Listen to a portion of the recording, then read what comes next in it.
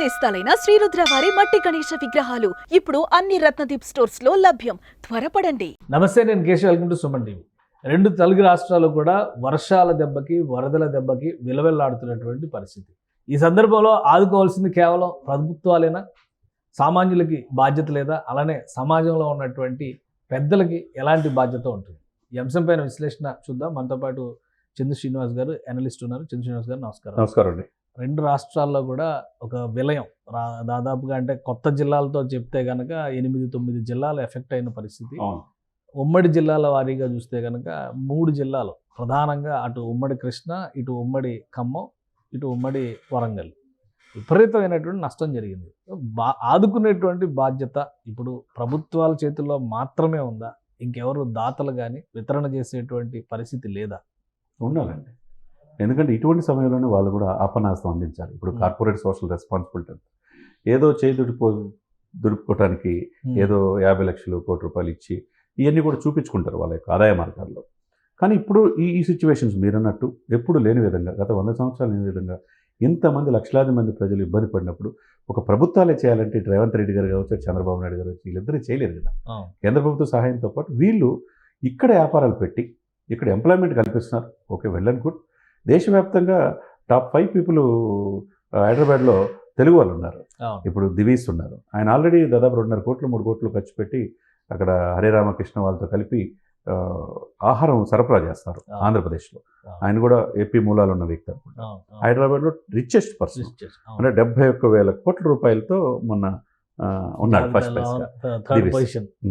ఇప్పుడు India third ప్లేస్లో ఉన్నాడు. ఏపీ తెలంగాణలో ఫస్ట్ పొజిషన్ ఉన్నాడు. కాబట్టి ఆయన వంతు ఆయన చేస్తున్నాడు. అక్కడతో పాటుగా ఇక్కడ కూడా తెలంగాణ రాష్ట్రంలో కూడా చేయడానికి ఆయన సమాయత్తం అవుతున్నట్టుగా తెలుస్తుంది. ఆయన ఒక్కడే కాదు కదా, ఇక్కడ సెకండ్ ప్లేస్లో ఉన్న 76,100 కోట్లతో ఆయన ఫస్ట్ ప్లేస్లో ఉంటే సెకండ్ మెగా వాళ్ళు ఉన్నారు. పిచ్చిరెడ్డి గారు కావచ్చు, కృష్ణారెడ్డి గారు కావచ్చు. ఇద్దరు కూడా 54,000 కోట్లు, ఒక ఆయన 52,000 కోట్లతో ఉన్నారు. మరి వాళ్ళు ప్రాజెక్ట్స్ అని ఉభయ రాష్ట్రాలతో పాటు దేశవ్యాప్తంగా ఎక్కువ ప్రాజెక్టులు చేస్తున్నారు కదా. కాబట్టి వాళ్ళు కూడా పెద్ద స్థాయిలో, ఇప్పుడు ఏదో 1 కోటి 2 కోట్లు కాదు, వాళ్ళ రేంజ్లో 10 కోట్ల 20 కోట్ల చేస్తే ఒక ముఖ్యమంత్రి సహాయ నిధికి ఇచ్చారనుకోండి, రేవంత్ రెడ్డి గారికి కూడా ఒక ఊరట ఉంటుంది కదా. అంటే కొన్ని గ్రామాలను కానీ దత్తత తీసుకోవచ్చు.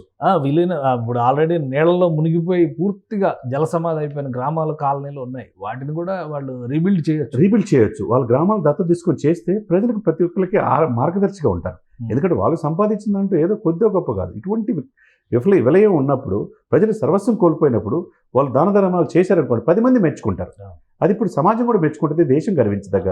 అంటే తెలుగు వాళ్ళు ఎక్కడున్నా మాది అనేది చేశారు, సేవ చేశారనే ఇది వాళ్ళలో వస్తుంది. ఎక్బర్ దివీస్ ఆయన అప్రిషియేట్ చేయాలి మనం. ఆ తర్వాత మెగా వాళ్ళు కూడా ముందుకు వచ్చి ఉభయ రాష్ట్రాల్లో తెలుగు ప్రజలకి వాళ్ళు ముఖ్యమంత్రి సహాయ నిధిగా మిగతా గ్రామాలు దత్తత తీసుకోవడం చేయాలి. ఇక థర్డ్ ప్లేస్లో హెట్రో డ్రగ్స్ పార్థసారథి రెడ్డి గారు కూడా ఉన్నారు. ఆయన కూడా 29,900 కోట్లు ఉన్నాడు. ఎంత సంపాదించినా ఏం చేసినా హ్యాపీగా ఉండాలి, ఏముండదు. కాబట్టి ఇటువంటి సమయంలో ఆయన కూడా ముందుకు రావాలి. తర్వాత అపర్ణ సుబ్రహ్మణ్య రెడ్డి గారు 22,100 కోట్లతో ఆయన ఉన్నాడు. ఇటువంటి వ్యక్తులు ఉన్నప్పుడు ఏ సంస్థలైనా, ఇప్పుడు టాప్ 5లో తెలుగు వాళ్ళు వచ్చినందుకు మనం అందరం గర్వపడుతున్నాం. అదే సమయంలో ప్రకృతి విలయంతో అల్లాడిపోతున్న ఈ జిల్లా ప్రజలకి, ఉభయ రాష్ట్ర ప్రజలకి సేవ చేస్తే అందరూ 10 కాలాలు చెప్పుకుంటారు కదండి.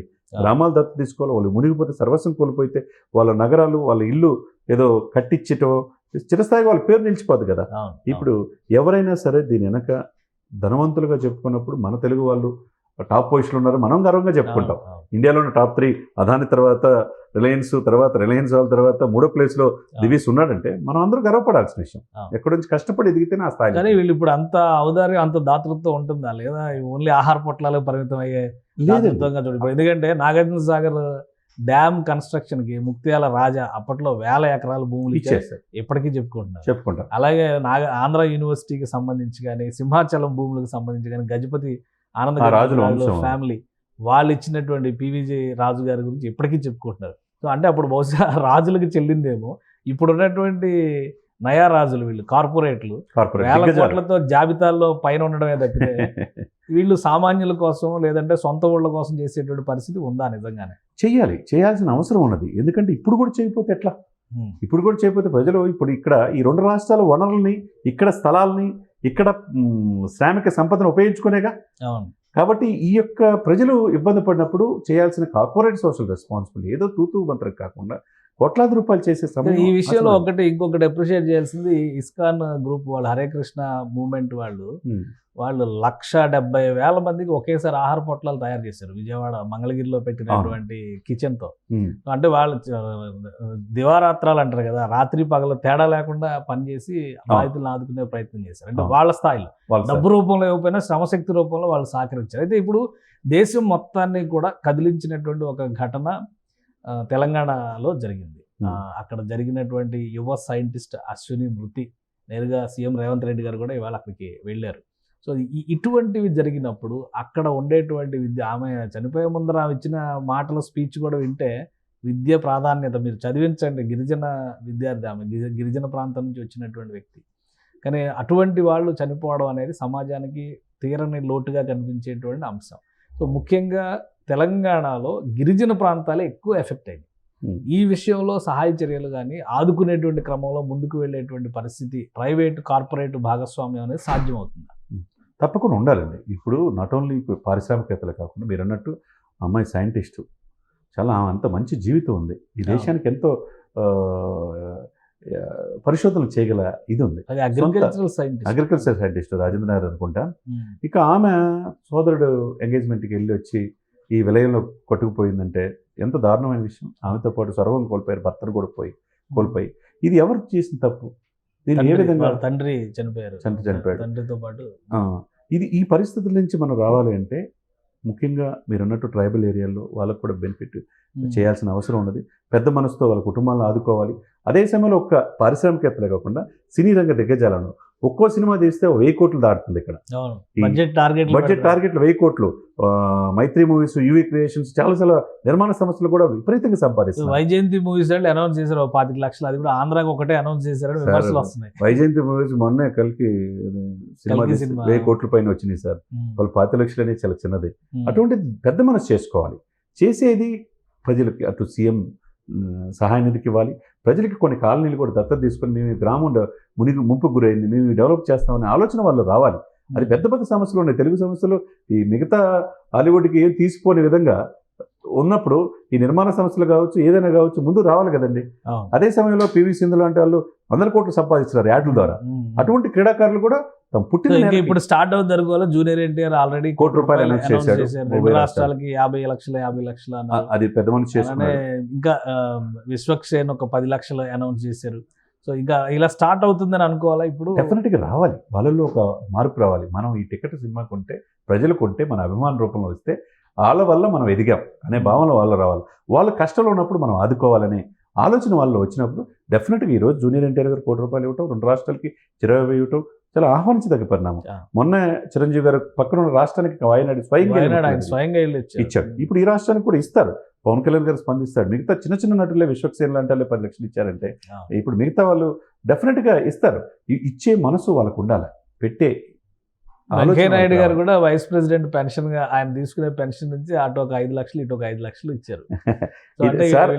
ఇన్స్టెంట్ గా రియాక్ట్ అవుతున్నారని అనుకోవాలి. డెఫినెట్ గా ఇప్పుడు తెలంగాణలో నాన్ గెస్టెడ్ ఉద్యోగులు వాళ్ళు ఒక రోజు జీతం బేసిక్ శాలరీ 130 కోట్లు ఇచ్చారు. అవును, వాళ్ళు కూడా నాన్ గెస్టెడ్ ఎంప్లాయీస్, వాళ్ళు అంత పెద్ద మనసు చేసుకొని వచ్చారు కదా. అదే ఆంధ్రప్రదేశ్లో కూడా ఎంప్లాయీస్ కూడా ఆ విధంగా రావాలి. మన ప్రజలు ఇబ్బంది పడ్డారే, తోటి ప్రజలు ఇబ్బందులు గురయ్యారే, వాళ్ళు ఆకలితో అలమటిస్తున్నారనే ఆలోచన గవర్నమెంట్ ఇలా ఒక అడుగు ముందుకు వేసిన వాళ్ళు ఖచ్చితంగా మనం అభినందించాలి. డెఫినెట్గా సుమన్ టీవీ తరఫున డెఫినెట్గా మీరైనా నేనైనా మనం అభినందించాలి. ఒక పెద్ద మనసు చేసుకొని ఇప్పటికైనా చేయని వాళ్ళు డెఫినెట్గా నా వంతు నేను నా కోసం, ఈ భూమి కోసం అనే ఆలోచన వాళ్ళు వచ్చి డెఫినెట్గా చేస్తే వాళ్ళు మళ్ళా రికవరీ అయ్యి జనజీవన సమంతలోకి వచ్చి మనతో పాటు వాళ్ళు ఏం తప్పు చేశారు. ఎందుకంటే అపారమైనటువంటి ఆస్తి నష్టం జరిగింది. ఖచ్చితంగా కొంత సమయం పట్టుద్ది వీళ్ళందరూ తేరుకోవడానికి. కేంద్ర ప్రభుత్వం పూర్తిగా సహాయం చేయలేదు, రాష్ట్రం అనేది పూర్తిగా సహాయం చేయలేదు. అటువంటిప్పుడు ఇటువంటి పరిస్థితులు ఆర్థిక స్థితివంతులు సినీ రంగం కావచ్చు, క్రీడారంగం కావచ్చు, పారిశ్రామికవేత్తలు కావచ్చు, పెద్ద మనసుతో ముందుకొచ్చి ఇరు రాష్ట్రాల ముఖ్యమంత్రికి తమ వంతుగా చేయాలి. ఆ కాలనీలు, మునిగిపోయిన కాలనీలు ఇల్లు నిర్మించడంలో కూడా వాళ్ళు పేరు పెట్టుకోవచ్చు. చిరస్థాయిగా వాళ్ళ పేరు ఉంటుంది కదా. పునర్నిర్మాణంలో వాళ్ళు భాగస్వామ్యం అయితే అందరూ కూడా అప్రిషియేట్ చేస్తారు. రైట్, థ్యాంక్ యూ శ్రీనివాస్ గారు. ఇది 2 రాష్ట్రాల్లో ప్రకృతి విలయం చాలా ఘోరమైనటువంటి పరిస్థితిని తీసుకొచ్చింది. అక్కడ ఉన్నటువంటి బాధిత వర్గాల ప్రజలు తేరుకోవాలంటే కూడా కొంత సమయం పట్టేటువంటి అవకాశం కనిపిస్తుంది. కేవలం ప్రభుత్వాల మీదే ఆధారపడితే సరిపడేటువంటి వాతావరణం లేదు. అన్ని రంగాల్లో ఉన్నటువంటి ప్రముఖులు, వ్యాపారవేత్తలు కూడా తరలి రావాల్సినటువంటి పరిస్థితి కనిపిస్తుంది. ముఖ్యంగా గిరిజన గ్రామాలు, గిరిజన గూడెల్ని దత్తత తీసుకుని వాటిని అభివృద్ధి చేస్తే కనుక మరింత ప్రయోజనం జరుగుతుందని చంద్ర శ్రీనివాస్ గారు విశ్లేషిస్తున్నారు. ఇక సినిమా రంగం నుంచి కొంతమంది ఇప్పటికే విరాళాలు ప్రకటించారు. మిగతా వారు కూడా అతి త్వరలోనే తమ వంతు సాయాన్ని అందించే విధంగా ముందడుగు వేయాలని పిలుపునిస్తున్నారు. ఏదేమైనా ఈ సమయంలో, ఈ కష్టకాలంలో అండగా నిలిచిన వారందరికీ కూడా సుమన్ టీవీ తరపున శుభాకాంక్షలు తెలుపుతూ మరికొంతమంది మానవత్వాన్ని చాటుకునే దశలో ముందుకొస్తారని ఆశిద్దాం. ఇది special discussion. Keep watching. Suman టీవీలో మీ పర్సనల్ అండ్ బిజినెస్ ప్రమోషన్స్ కోసం కింది నెంబర్కి కాంటాక్ట్ చేయండి.